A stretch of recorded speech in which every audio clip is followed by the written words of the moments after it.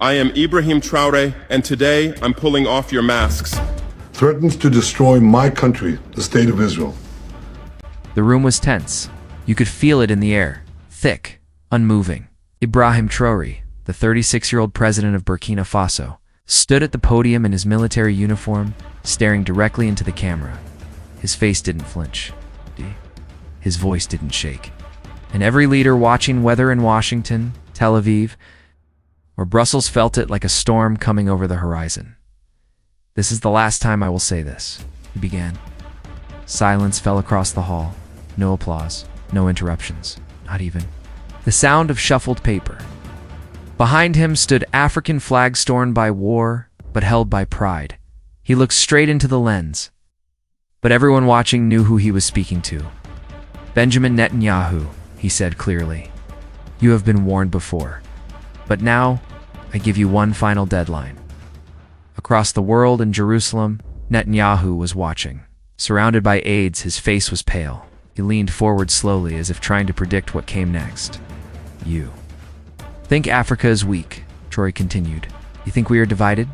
Or easily bought? You've mocked our leaders, dismissed our voices, and played with our people like pawns. But that game ends today." The live feed was carried by news stations across Europe and America. CNN ran the headline in red, "Breaking Traoré issues direct warning to Netanyahu." Fox News cut into its regular broadcast. Even Al Jazeera switched coverage mid-sentence. Something was unfolding that couldn't be ignored. "I have given you 72 hours, Traoré said. Comply or face a consequence you have never seen from this continent."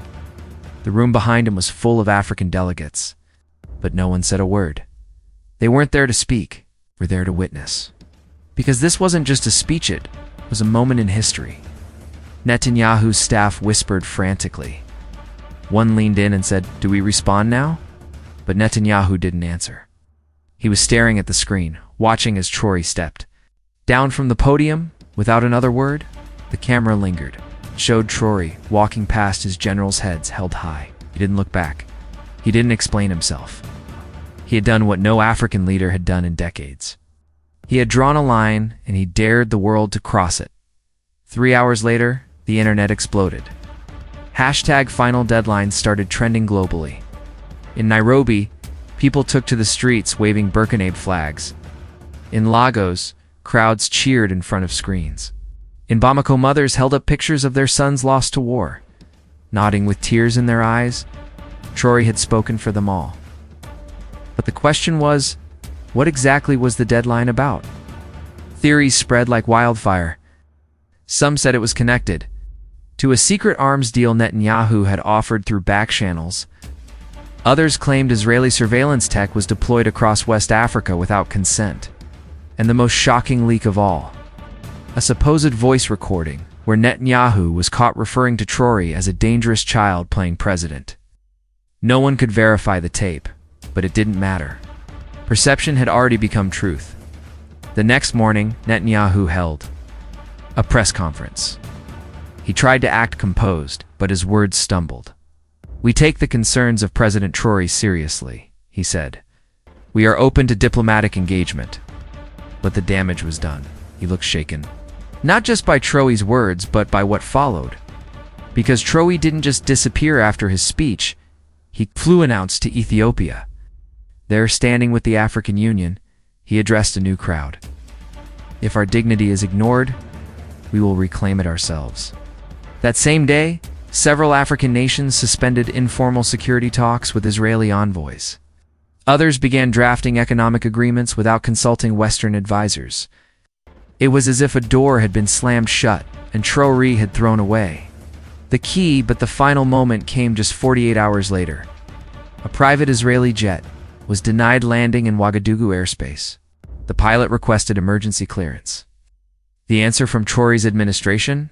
Burkina Faso does not recognize threats as guests. Netanyahu was now isolated in a way he hadn't been before. Not by sanctions or political scandals, but by one man who stood in a military jacket and told the world Africa is done waiting in the final hours of the deadline. Global reporters camped outside every embassy they could. No one knew if war was coming or something else. But then it happened.